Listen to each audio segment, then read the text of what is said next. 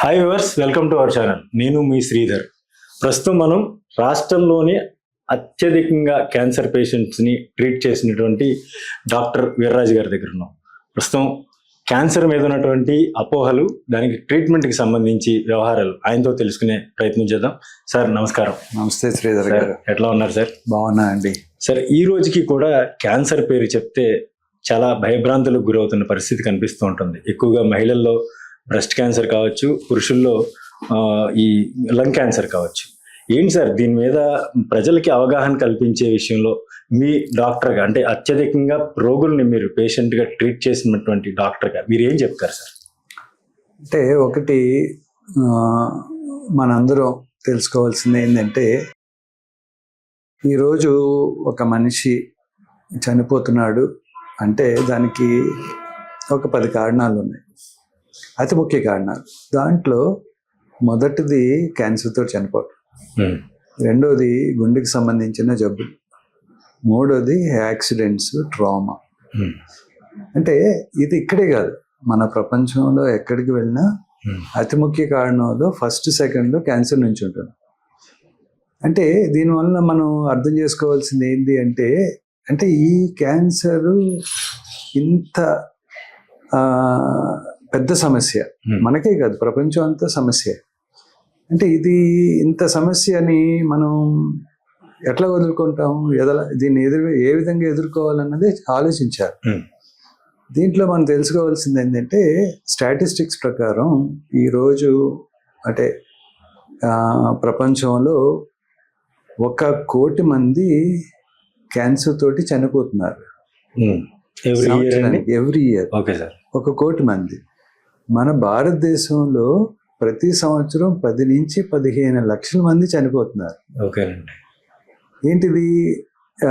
ఇది given statistics తెలియకుండా ఇంకా ఎంతమంది చనిపోతున్నారు ఆఫ్ ది రికార్డ్.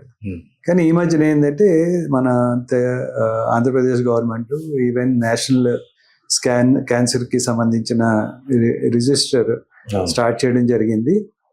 ఇప్పుడిప్పుడే కొంచెం మంచి స్టాటిస్టిక్స్ బయటికి అసలైనవి వస్తున్నాయి. ఇంకొకటి ఏంటంటే, మనకి ఇంతమంది క్యాన్సర్ బారి నుంచి చనిపోతున్నారు అంటే దీంట్లో లాస్ట్ 15 yearsలో there is a 7-fold increase. అంటే ప్రతి సంవత్సరం క్యాన్సర్ అన్నది పెరుగుతోంది కానీ తగ్గట్లేదు. ఇంకొకటి మనం తెలుసుకోవాల్సింది ఏంటంటే, ఈ సపోజ్ లాస్ట్ 2021లో మన దేశంలో 15 లక్షల నుంచి 20 లక్షల మంది క్యాన్సర్ బారిన పడ్డారు. అంటే 1 to 1.5 మిలియన్ పీపుల్ క్యాన్సర్ ప్రతి సంవత్సరం మనకు వస్తుంది. దాంట్లో 10 నుంచి 15 లక్షల మంది చనిపోతున్నారు. అంటే ఇది డెఫినెట్గా పెద్ద సమస్య. ఈ సమస్యను మనం డెఫినెట్గా ఎదుర్కోవాలి. ఇది ఎదుర్కోవడానికి మన అందరం సిద్ధపడాలి. దాని కారణంగానే ఈరోజు అవేర్నెస్ 7th నవంబర్ అన్నది నేషనల్ వైడ్గా అవేర్నెస్ ప్రోగ్రామ్ తీసుకురావాలని కూడా గవర్నమెంట్ వారు స్టార్ట్ చేశారు. సార్, అయితే మెయిన్ ప్రధానంగా చూసుకుంటే పొగాకు ఉత్పత్తులు, సిగరెట్ కానీ గుట్కా కానీ ఇటువంటి వినియోగం తగ్గించాలి, క్యాన్సర్ కారకం అని చెప్పి డైరెక్ట్గా ఆ విక్రయాలు, దానికి సంబంధించిన ప్యాకెట్స్ మీద రాసింది. కానీ అందరూ నెగ్లిజెన్స్, బాగా పక్కగా చెప్పాలంటే నెగ్లెక్ట్ చేస్తూ ఉంటారు. అటువంటి అలవాట్లు లేని వాళ్ళలో కూడా ఎక్కువగా లంగ్ క్యాన్సర్ కనిపిస్తూ ఉంటుంది. ఎందుకు సార్? ఎందుకంటారు? ఆ కారణం ఏంటంటారు? ఓకే, దీనికి ఏం చేయాలంటే, మనకి బేసిక్గా కొన్ని విషయాలు క్యాన్సర్లో అర్థం చేసుకోవాల్సింది ఏంటంటే, క్యాన్సర్లు అంటే మీకు ఒక 100 క్యాన్సర్లు తీసుకున్నాం అనుకోండి ఈరోజు, దాంట్లో మగవాళ్ళకి అతి ముఖ్యమైన క్యాన్సరు నోటి cancer, lung cancer, stomach cancer, తర్వాత మిగతాయి ప్యాంక్రియాస్, కోలన్ అండ్ ఇవి.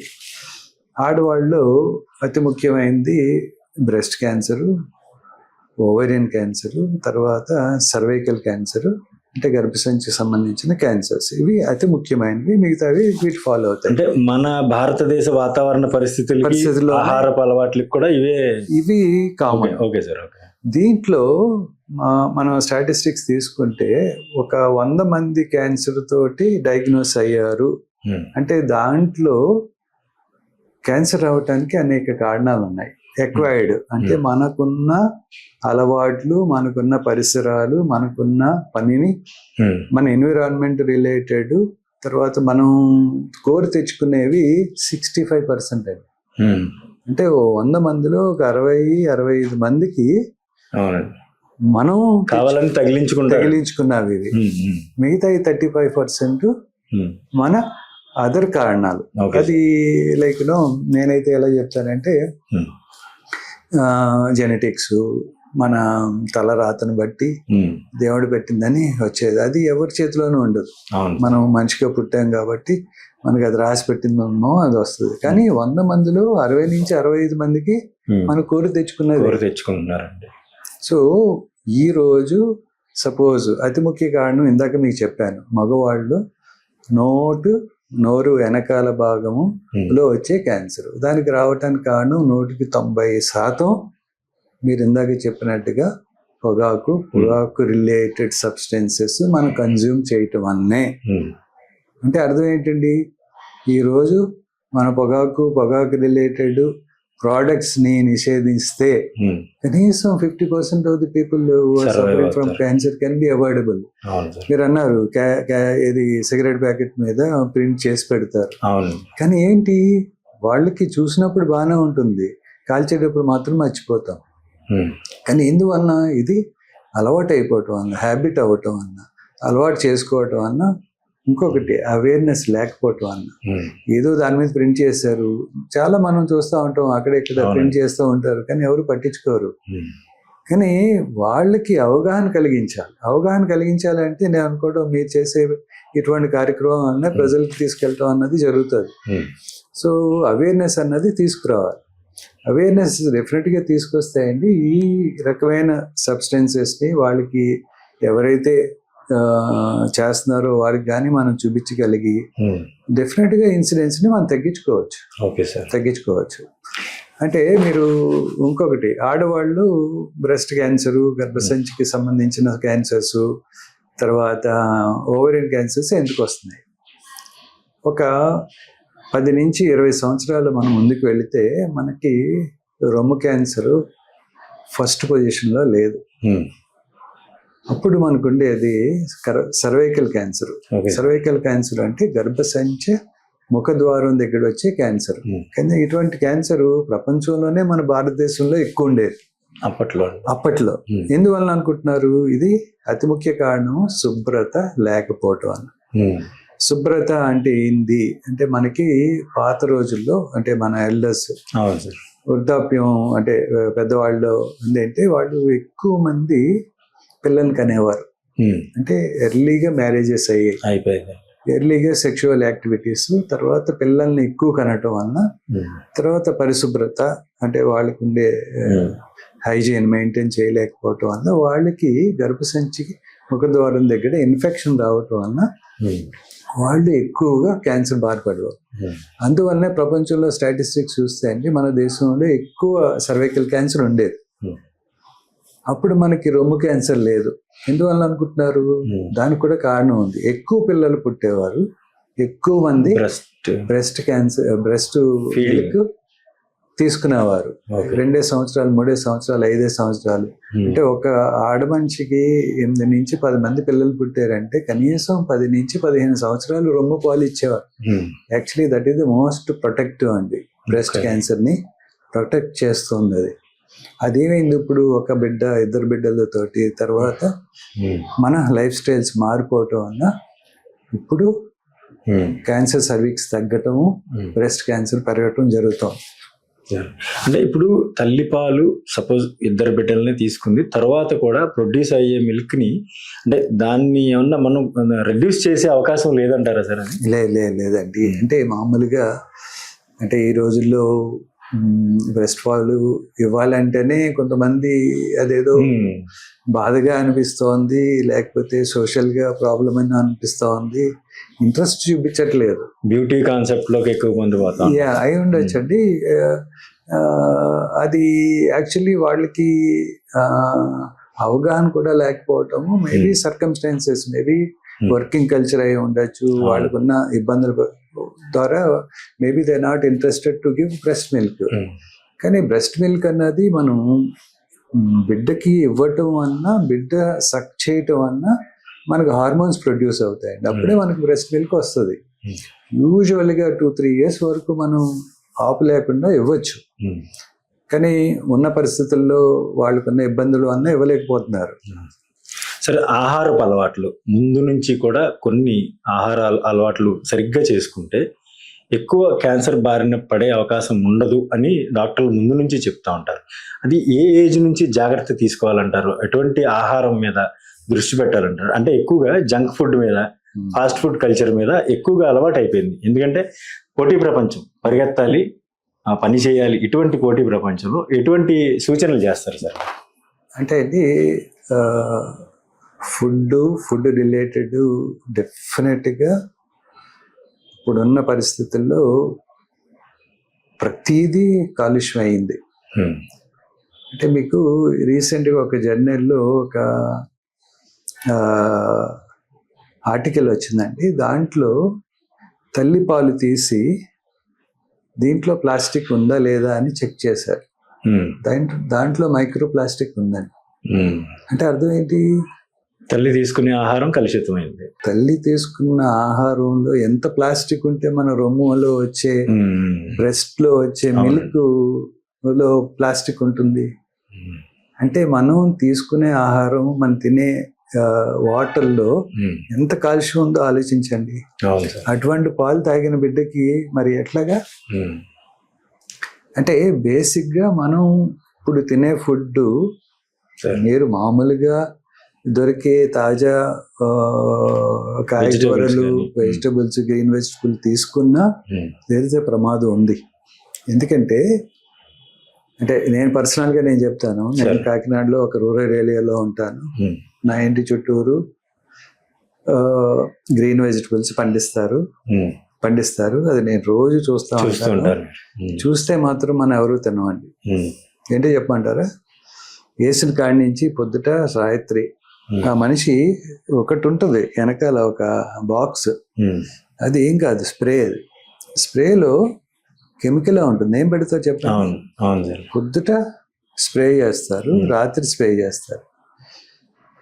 పొద్దుట స్ప్రే చేసిన హాఫ్ అన్ అవర్ తర్వాత వస్తారు, కట్ చేస్తారు. గ్రీన్ వెజిటబుల్ కడతాడు, మార్కెట్ తీసుకెళ్తారు. ఈవినింగ్ వస్తారు, మళ్ళీ స్ప్రే చేస్తారు, మళ్ళీ కడతారు, మళ్ళీ మార్కెట్ తీసుకెళ్తారు. ఇమాజిన్ చేసుకోండి, తాజాగా మనం తినే కూరగాయలు, గ్రీన్ వెజిటబుల్స్ ఈ విధంగా మన దగ్గరికి వస్తే మనం ఏం చూస్తాము? చాలా ఫ్రెష్ గా ఉంది, ఇది మంచిది అని అనుకుంటున్నాం, కానీ ఇది మంచిది కాదు. మనం తాగే నీరు మంచిది కాదు, మనం తినే ఫుడ్డే మంచిది కాదు. తర్వాత మనం పీల్చే ఎయిరే పొల్యూషన్ అయిపోయింది. ఇంకొకటి, ఇవన్నీ ఇలా ఉంటూ మనం రోడ్డు మీద జంక్ ఫుడ్ తింటున్నాం. అంటే ఏంటి? దాంట్లో వేయించే నూనె ఈజ్ కార్సినోజెనిక్. అది వేయించిందే వేయిస్తూ ఉంటారు. సో తాజాగా తిన్నదే సేఫ్టీ లేదు ఈరోజు.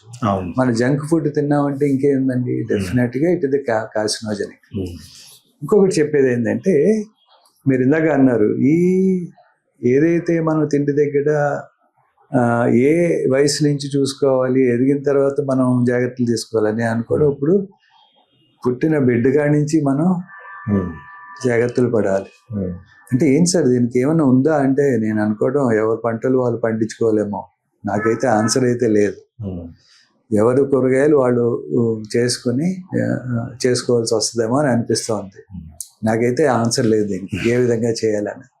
ఇంకొకటి ఏంటంటే, ఎవరైతే ఈ జంక్ ఫుడ్ తింటున్నారో వాళ్ళకి వచ్చే అవకాశం ఉంది.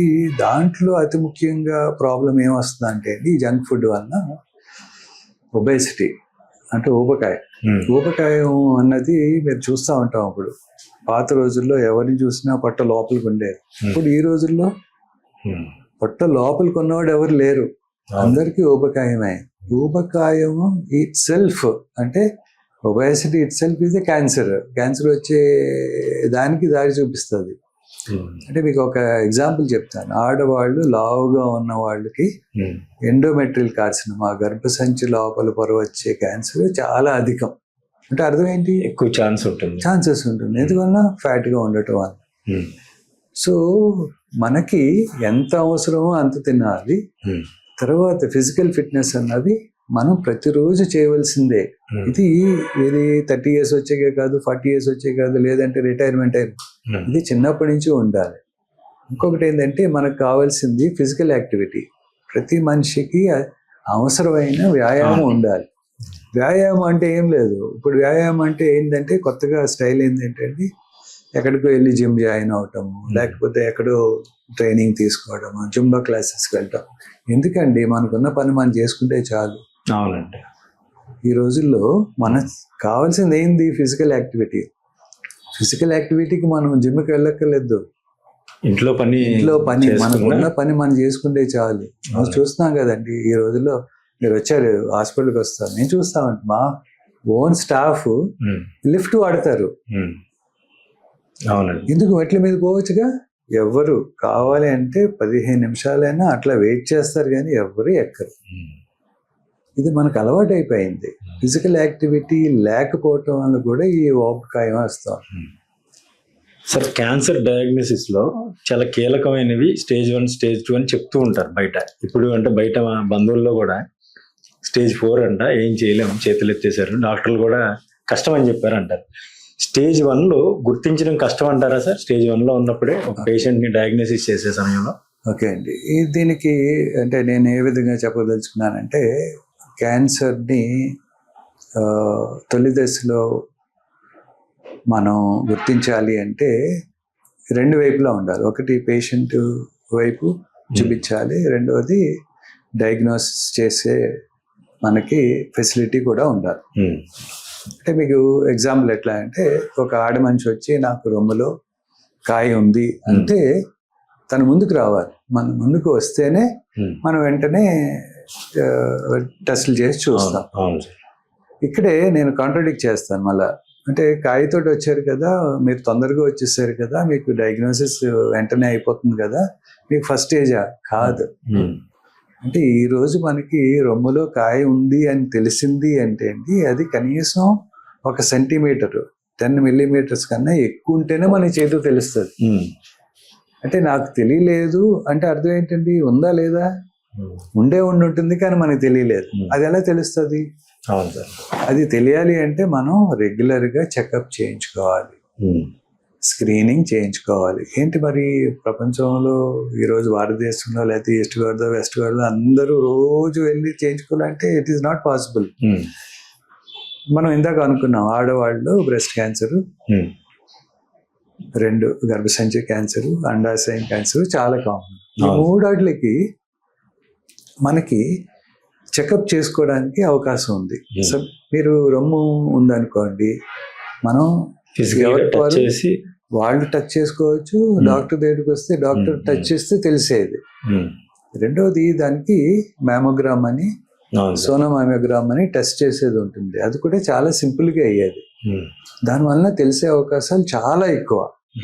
మీరు గర్భసంచి ముఖ ద్వారం కూడా మనం కనిపెట్టి మీకు తెలుస్తుంది. మనకి సిమ్టమ్స్ ఉంటాయి, డాక్టర్ దగ్గరికి వెళ్తే చూడటానికి కూడా ఈజీ, తర్వాత వెంటనే పరీక్ష చేయడం కూడా ఈజీ. సపోజ్ మనకి ఏదో కడుపులో ప్యాంక్రియాటిక్ లివర్ క్యాన్సర్ వచ్చింది అనుకోండి, పేషెంట్ తెలియకపోవచ్చు. మీరు నా దగ్గరికి వచ్చి డాక్టర్ గారు నాకు ఏమైనా క్యాన్సర్ ఉందా, నేను ముట్టుకున్నా సరే నాకు తెలియదు. మీకు అర్థమైందండి? సో ఒకటి ఏంటంటే మనకి అతి ముఖ్యమైన క్యాన్సర్స్ మన సమాజంలో ఉన్నాయన్నీ ఈజీగా తెలుసుకునేవే. సో ఇక్కడ మనం అర్థం చేసుకోవాల్సింది ఏంటంటే, పేషెంట్ వైపుగా కూడా మన ఇంట్రెస్ట్ చూపించాలి. వాళ్ళు కూడా అవేర్నెస్ ఉండి మాకు ఉందా లేదా తెలుసుకుందాం అని చెప్పి హాస్పిటల్కి పోవాలి. హాస్పిటల్కి వెళ్ళిన తర్వాత టెస్టులు చేయించుకున్న తర్వాత మనం గుర్తించేయాలి. యూజువల్గా ఇలా చేస్తేనే మనకి ఫస్ట్ స్టేజ్లో ఉన్నట్టు గుర్తించడానికి అవకాశం ఉంది. అంటే ఇప్పుడు ఈరోజు మన భారతదేశంలో పర్సంటేజ్ వైజ్ చూస్తే అండి, 100 మందిలో 65 మందికి ముదిరిపోయిన క్యాన్సర్లే బయటపడుతున్నాయి. ఓన్లీ 35% ఎర్లీ స్టేజ్, మొదటి స్టేజ్, రెండో స్టేజ్లో కనిపిస్తున్నాయి. అందుకే మన దగ్గర వింటూ ఉంటాం, క్యాన్సర్ 4వ స్టేజ్, ఏం తెలియలేదు డాక్టర్ గారు. అంతే కదా, 4వ స్టేజ్లో వస్తే నేనే కదా, పైన ఉన్న దేవుడు కూడా ఎవరు ఏం చేయలేదు. అవును సార్. సార్ అయితే ఇప్పుడు మీరు చెప్తున్నారు భారతదేశంలో ఎక్కువ మరణాలు సంభవించే స్థానాల్లో 1-2 ప్లేసుల్లో ఎప్పుడు క్యాన్సర్ ఉంటుందని. అయితే రోడ్ యాక్సిడెంట్స్ మీద కానీ ప్రధానంగా ఎయిడ్స్ వంటి వ్యాధుల మీద కానీ ఎక్కువగా ప్రచారం చేస్తుంటారు.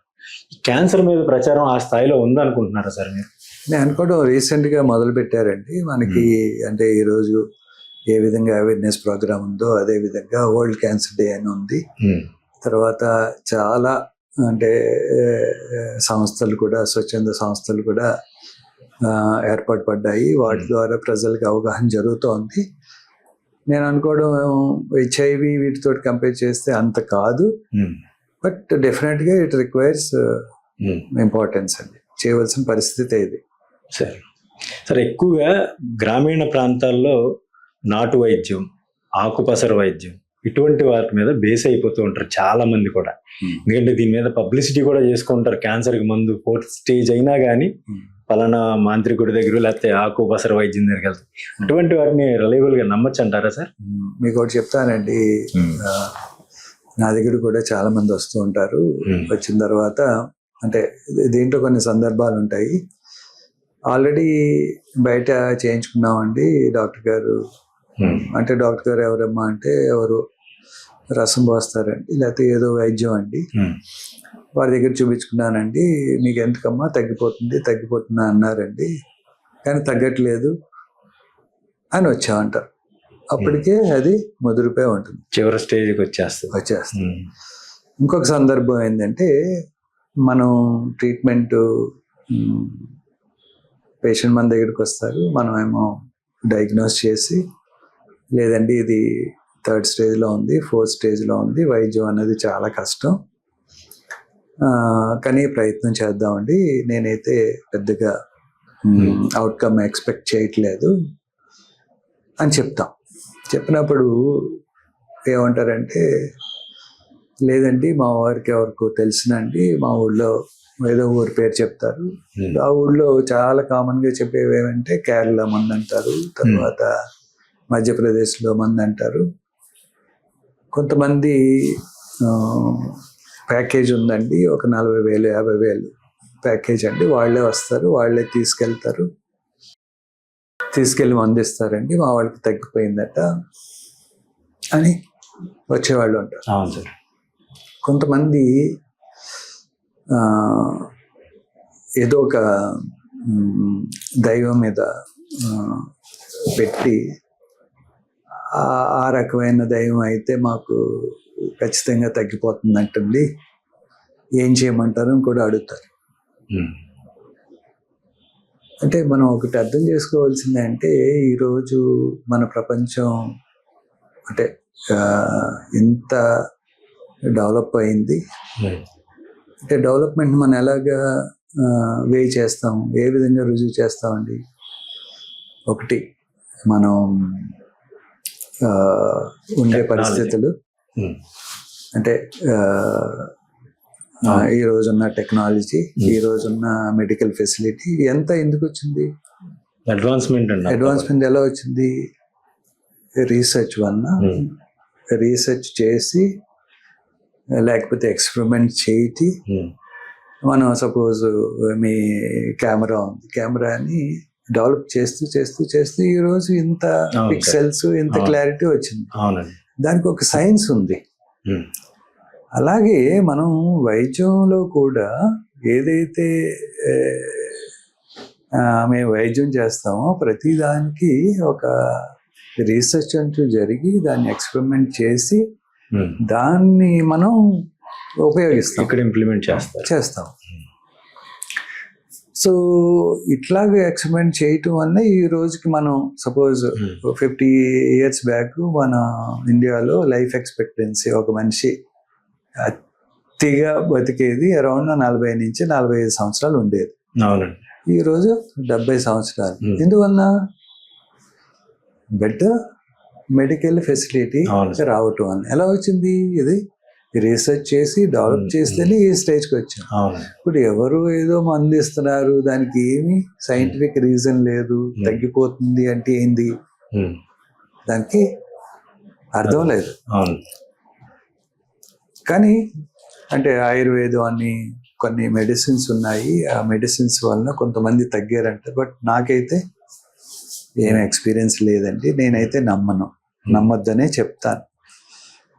మీరు అంటే దీని ప్రశ్నకి ఇంకొక ప్రశ్న ఏంటంటే, ఎవరన్నా చూసి మీరు తగ్గిందని మీ దగ్గరికి ఎవరన్నా వచ్చారా అంటే, ఈ రోజు వరకు నేనైతే ఎవరిని చూడలేదు. కానీ నా దగ్గర మాత్రం చాలా మంది వచ్చినప్పుడు నేను ఒక మాట చెప్తాను, అమ్మా నమ్మొద్దమ్మా, అనవసరంగా డబ్బులు పాడు చేసుకోవద్దమ్మా అని చెప్తాను. వాళ్ళలో చాలా మంది వచ్చి, అవునండి వీరాజ్ గారు మేము తప్పు చేస్తాము, మొన్న 4 రోజులు మీరు చూడండి అన్న నా దగ్గర వైద్యం తీసుకునే వాళ్ళు చాలా మంది ఉన్నారు. సార్, ఒక పేషెంట్కి స్టేజ్ 1లోనో స్టేజ్ 2లో మనం డయాగ్నోసిస్ చేస్తారు, మీరు ట్రీట్మెంట్ మొదలు పెడతారు. మొదలుపెట్టిన తర్వాత పూర్తిగా అది నివారించడం కానీ, లేకపోతే ట్రీట్మెంట్ పూర్తి చేసి వాళ్ళని సాధారణంగా వాళ్ళ లైఫ్ లీడ్ చేసుకునే విధంగా వెళ్ళిన తర్వాత కూడా ఏమన్నా మళ్ళీ తిరగబెట్టే అవకాశం ఉంటుందా? కొన్ని కేసెస్లో అటువంటి ఏమన్నా ఉంటాయంటారా? అంటే అండి, మనం ఫస్ట్ తెలుసుకోవాల్సింది ఏంటంటే, ఒక క్యాన్సర్ గురించి అసలు క్యాన్సర్ అంటే ఏంటన్నది తెలుసుకోవాలి. క్యాన్సర్ అన్నది abnormal uncontrolled development of cells డివిజన్లో తేడా రావటం వల్ల పెరిగిపోతూ ఉంటుంది. దీనికి 3 లక్షణాలు ఉంటాయి క్యాన్సర్కి. ఒకటి, మన కంట్రోల్ లేకుండా పెరిగిపోతూ ఉంటుంది. రెండోది, పక్కకి వ్యాపిస్తుంది. మూడోది, వేరే చోటుకి వెళ్ళిపోతూ ఉంటుంది. అంటే ఆ పర్సన్ నుంచి ఇంకో పర్సన్ బాడీలోనే వెళ్ళిపోతూ ఉంటుంది. Okay sir, okay. మూడోది ఏంటంటే తిరగబడి వస్తుంది. ఈ 3 కారణాలు ఉన్నదాన్నే మేము క్యాన్సర్ అంటాం.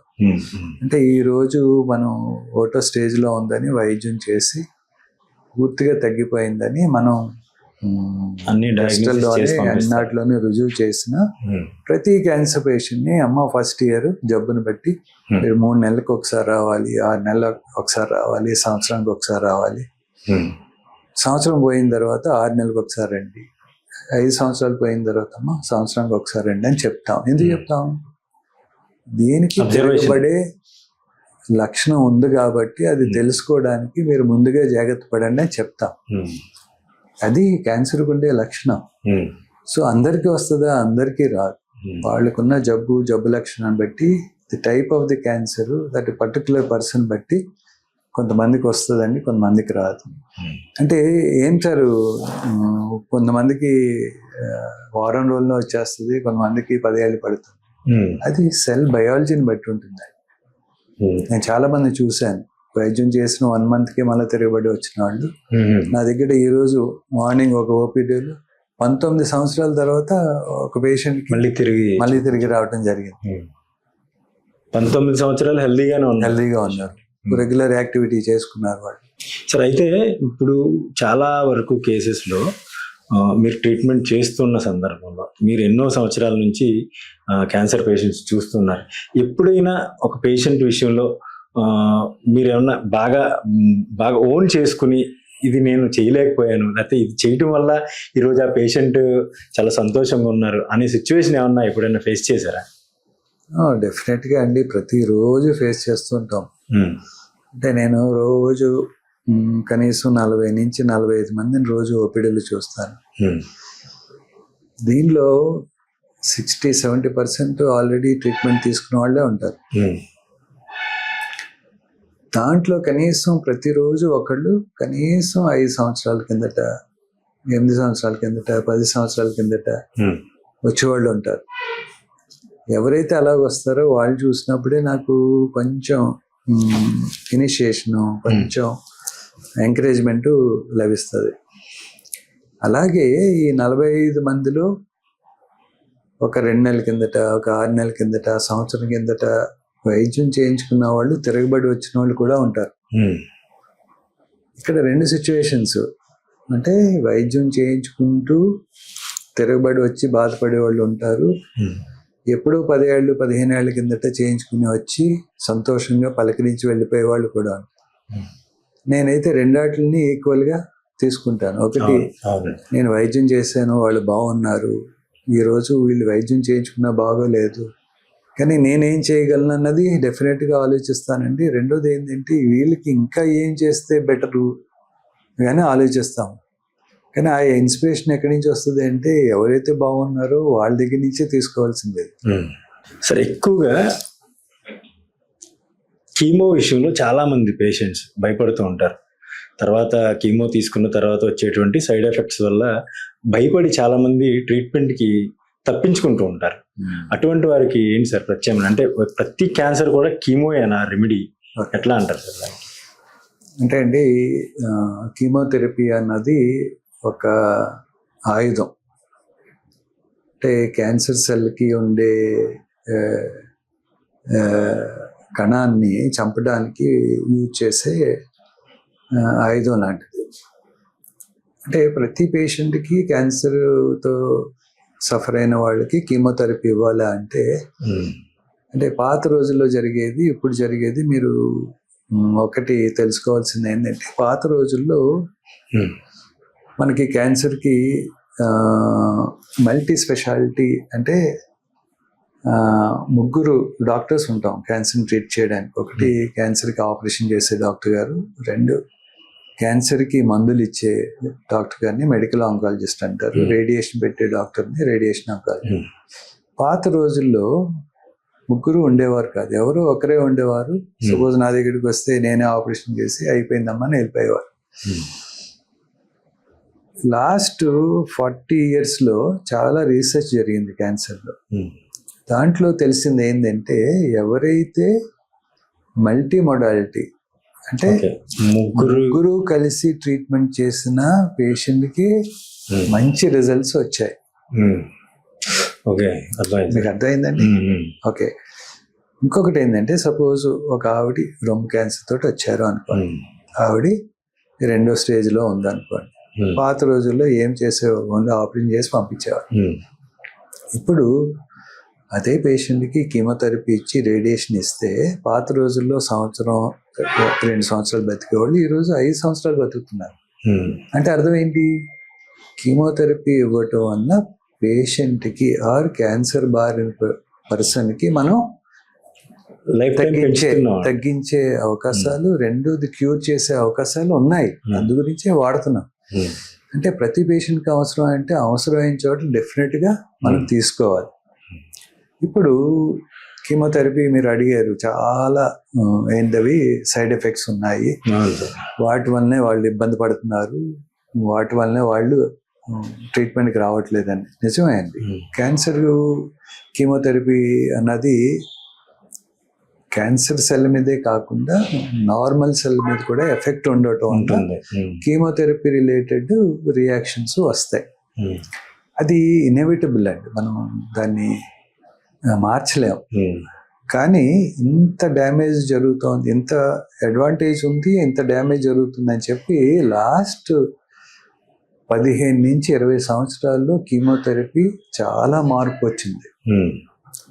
అంటే మీరు వినే ఉండి ఉంటారు, ఇప్పుడు targeted therapy, immunotherapy, monoclonal antibodies అని, టీ సెల్ థెరపీస్ అని కొత్తగా వస్తున్నాయి. అంటే నేను చెప్పిన మాటలన్నీ ఇవి అంటే టార్గెటెడ్, అంటే మిగతా సెల్స్ ని పాడు చేయకుండా ఏదైతే క్యాన్సర్ బారిన పడిందో దాన్ని టార్గెట్ చేయడం చేస్తున్నాం. అలా చేయటం వల్ల ఏమవుతుందంటే సైడ్ ఎఫెక్ట్స్ తగ్గుతున్నాయి. నేను అనుకోవడం అదర్ 5 to 10 yearsలో ఏదైతే ఈ టాక్సిక్ అంటే కీమోథెరపీ వలన ఈ కాంప్లికేషన్స్, టాక్సిసిటీ వలన వచ్చేవి మెల్లగా డెఫినెట్గా పోతాయి another 5 to 10 yearsలో. సార్, ఇప్పుడు మీరు సర్జికల్ ఆంకాలజిస్ట్గా మంచి గుర్తింపు తెచ్చుకున్నారు. అట్ ద సేమ్ టైం మీరు రోబోటిక్ సర్జన్ కూడా పూర్తి చేస్తున్నారు. క్యాన్సర్లో ఇది ఏమన్నా అంటే ఈ రోబోటిక్ సర్జరీస్ కూడా ఉపయోగపడుతుందంటారా? ఓకే అండి. అంటే మామూలుగా సర్జరీ అన్నది ఈరోజు వచ్చింది కాదు, ఇది కొన్ని వందల సంవత్సరాల్లో డెవలప్ అయింది. అంటే పాత రోజుల్లో ఒక మనిషికి ఆపరేషన్ చేయాలంటే 10 మంది చెయ్య కాలు పట్టుకుని కోసి వాడికి నొప్పి ఉందా, ఏమవుతుంది, ఏంటి అని చూసుకుంటే చేసే రోజుల నుంచి ఈ రోజు మనం అవును సార్. చాలా సేఫ్గా హాస్పిటల్కి వెళ్ళి ఏ ఇబ్బంది పడకుండా, ఏ బాధలు పడకుండా, నొప్పి తెలియకుండా బయటకు వెళ్తున్నాం. ఇది కూడా ఎవల్యూషన్. అంటే మంచి మత్తు ఇచ్చే పదార్థాలు, తర్వాత ఇచ్చే డాక్టర్స్ నైపుణ్యం పెరిగింది. అలాగే మనం వాడే పనిముట్లలో మార్పులు వచ్చి ఈరోజు చాలా సులభంగా ఆపరేషన్ చేయటం జరుగుతుంది. సులభం అని కాదు, అతి క్లిష్టమైన జబ్బును కూడా అతి క్లిష్టమైన ఆపరేషన్ కూడా ఈరోజు చాలా ఈజీగా చేస్తున్నాం. చేయటానికి కారణం ఏంటి? అడ్వాన్స్మెంట్స్. అంటే టెక్నిక్స్ మారుతున్నాయి, ఇన్స్ట్రుమెంటేషన్ మారుతుంది. జస్ట్ లైక్ మీ కెమెరాల ఈరోజు ఇంత టెక్నాలజీ పెరిగి ఇదంతా ఎందుకు? ప్రొసీజర్ మంచిగా పోవాలి, పేషెంట్కి బెనిఫిట్ ఉండాలి. అంటే ఏ బెనిఫిట్? తనకి నొప్పి ఉండకూడదు, తక్కువ రక్తం పోవాలి, ఆపరేషన్ మనం చేసే విధానం కన్నా బెటర్గా ఉండాలి, తర్వాత తను తొందరగా కోలుకోవాలి, తొందరగా వాడు చేసుకునే పనికి వెళ్ళిపోవాలి. ఇప్పుడు ఇంతకుముందు ఏం చేసేవారు? ఓపెన్ సర్జరీ చేసేవాడు. తర్వాత ఏమైంది? లాప్రోస్కోపిక్ సర్జరీ వచ్చింది. లాస్ట్ 15-20 years లాప్రోస్కోపిక్ సర్జరీ వచ్చింది. లాప్రోస్కోపిక్ సర్జరీ ఏముంది? ఓపెన్ చేసి పట్టుకోసి లేకపోతే క్యావిటీలోకి వెళ్ళి ఏదైతే మనం చేయాలో, ఏదైతే ఆపరేషన్ అన్నది ముగించుకుని బయటకు రావటం. లాప్రోస్కోపీ ద్వారా చిన్న చిన్న కన్నాలు పెట్టి బయటకు వచ్చాం. మరి ఇప్పుడు రోబోటిక్ సర్జరీ అంటే ఏంది? యాక్చువల్లీ రోబోటిక్ సర్జరీ అంటే నెక్స్ట్ లెవెల్. అంటే రోబోటిక్ సర్జరీకి లాప్రోస్కోపిక్ సర్జరీకి తేడా ఏంది అంటే, రోబోటిక్ సర్జరీకి లాప్రోస్కోపిక్ సర్జరీ ఉంది ప్రిసిషన్ అండి. ప్రిసిషన్ అంటే మీకు అంటే లాప్రోస్కోపిక్ సర్జరీలో సపోజ్ ఇది తీసుకెళ్ళి నేను ఇక్కడ పెట్టాలి అనుకోండి, ఓకే, మనం పెట్టే ఇన్స్ట్రుమెంట్ అలాగే పెడతాం. ఇదే మనం రోబోటిక్ సర్జరీలో మనం ప్రిసిషన్ అంటే కరెక్ట్గా ఏ మార్క్ దగ్గర ఎట్లా పెట్టాలి అన్నది పెట్టేసారు. ఇప్పుడు నేను పెడుతున్నప్పుడు చూడండి, ఇక్కడ ఏమవుతుంది? కొంచెం షివర్ అవుతుంది. అది అట్లా ఉండదు. There is no shiver. మీకు అర్థమైందండి? ఎగ్జాక్ట్ గా ఏం చేయాలన్నది ప్రిసిషన్, పర్ఫెక్ట్. అంటే మానవుడి చేతిలో ఉన్న వణుకు కూడా అక్కడ ఉండదు. అంటే చేసే సర్జరీలో అండి, మనం చేతితోటి చేసేదానికి, లాప్రోస్కోపిక్ చేసేదానికి, అసలు రోబోటిక్తో చేసేదానికి అసలు కంపేరబుల్ కాదు. ఓకే. ఇంకొకటి, లాప్రోస్కోపిక్గా ఓపెన్గా చేయలేనివి కూడా ఇక్కడ చేయటానికి. ఎందువల్ల అంటే అండి, ఒకటి ప్రిసిషన్, రెండు విజన్. విజన్ అన్నది 3D విజన్ ఉంటుంది. 3D vision. 3D అంటే మనకి కళ్ళకి ఎలా కనిపిస్తుందో అలాగే లోపల. ఇంకొకటి ఏంటంటే డెప్త్ పర్సెప్షన్ అంటాం. ఈ డెప్త్ పర్సెప్షన్ అన్నది మనకి ప్రిసైజ్, అంటే మనకి ఎంత దూరం ఉన్నామో, ఎంత దగ్గరలో ఉన్నాము. తర్వాత విజిబిలిటీ. మీకు ఆ విజిబిలిటీ ఎట్లా ఉంటుంది అంటే మ్యాగ్నిఫైడ్ ఉంటుంది. అంటే సూక్ష్మమైనది కూడా మనం ఇంకా గుర్తించగలుగుతాం. దాంట్లోని ఇది రోబోటిక్ సర్జరీ అసలు స్టార్ట్ అయిందే క్యాన్సర్ సర్జరీ కోసం. ఎందువల్ల అంటే అండి, క్యాన్సర్ సర్జరీ అన్నది not a simple surgery like other surgeries. It requires lot of concentration కూడా, లాట్ ఆఫ్ ప్రిసిషన్ అవసరం. ఎందుకంటే మనం చేసే ఆపరేషన్లో మనం క్లియరెన్స్ అంటే క్యాన్సర్ని ఎంత బాగా మనం క్లియర్ చేయగలుగుతాం అన్నది రిజల్ట్ మీదే ఆధారపడి ఉంటుంది. అవును సార్. సో రోబోటిక్ సర్జరీ అన్నది మన మెడికల్ ఫీల్డ్లో రావటానికి కారణమే క్యాన్సర్ సర్జరీ అని. ఓకే. అంటే ఈరోజు అని అనుకోవడం, ఆంధ్రప్రదేశ్లోనే ఫస్ట్ టైం సూర్య గ్లోబల్ హాస్పిటల్లో మీరు మాత్రమే ఉన్నారు. నేను స్టార్ట్ చేశాను. నా తర్వాత ఈ మధ్యనే రాజమండ్రి, విజయవాడ రావటం జరిగింది. ఈ రోజు వరకు మోర్ దెన్ 100 కేసెస్, లాస్ట్ 7.5 monthsలో మోర్ దెన్ 100 కేసెస్ చేయటం జరిగింది. రోబోటిక్ సర్జరీ ట్రీట్ చేసాము. I think that is the highest number అండి. Any new center which is done more than 100 cases. I am so happy and proud of it. Sir cancer awareness day సందర్భంగా మీరు ఎక్కువ మంది ప్రజలకి ఇచ్చేటువంటి మంచి సందేశం ఏంటంటే ఏం చెప్తారు సార్? అంటే నేను ఒకటే చెప్తాను, క్యాన్సర్ అన్నది భయపడకండి, క్యాన్సర్ని మనం అందరూ జయించవచ్చు. అది తొందరగా తెలుసుకోవడానికి మన ప్రయత్నం చేయాలి. ఇంకోటి ఏంటంటే ఈ ప్రయత్నంలో మనం చేయవలసింది ఏంటంటే prevention is better than cure. దేని వలన వస్తుంది, ఎందువలన వస్తుంది అన్నది మనం తెలుసుకోవాలి, అది అవాయిడ్ చేద్దాము. 2, రెగ్యులర్గా చెకప్ చేయించుకుందాము. చెకప్ చేయించుకుంటే తొందరగా తెలిసే అవకాశాలు ఉంటాయి. ఎవరికైతే క్యాన్సర్ వస్తుందో భయపడద్దు, ఫస్ట్ పోయి ట్రీట్మెంట్ ఎంత తొందరగా స్టార్ట్ చేస్తారో అంత మంచి మనకు జరుగుతుంది. Sir thank you very much sir. Thank you.